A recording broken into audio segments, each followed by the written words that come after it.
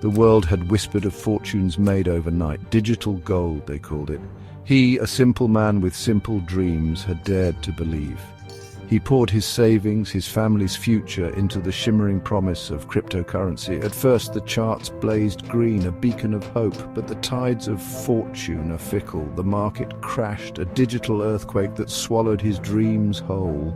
He was left with nothing but a screen filled with red, a sea of losses that mirrored the despair rising within him.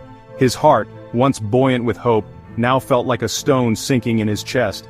The life he had meticulously built, the future he had envisioned for his children, all turned to ash in his hands. The shame was unbearable. He couldn't face his wife, the woman who had trusted him, the woman whose dreams he had shattered. He couldn't bear to look into the eyes of his children, their innocent faces a constant reminder of his failure. He had gambled with their future and lost. Desperation became his constant companion.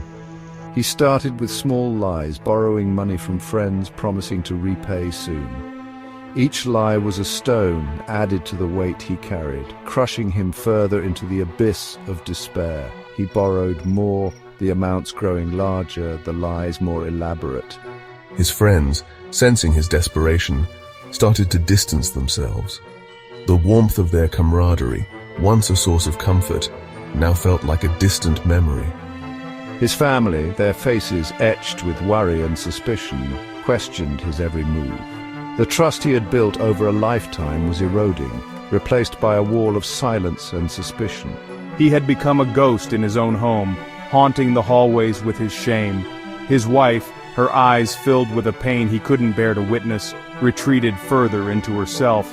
His children, their laughter once the soundtrack to his life, now played in hushed tones, their joy dimmed by the shadow that had fallen over their family.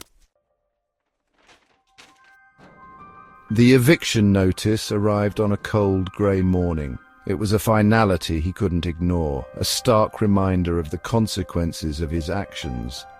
The pantry was bare, the refrigerator a hollow echo of meals past. He had failed to provide for his family, the most basic duty of a father, a husband. The thought of his children going hungry, of seeing the fear in their eyes as they faced homelessness, was unbearable. The weight of his failure, the crushing burden of his lies, threatened to suffocate him. He saw no way out, no glimmer of light in the suffocating darkness that had enveloped him. There was a bridge he often crossed on his way to work, a steel and concrete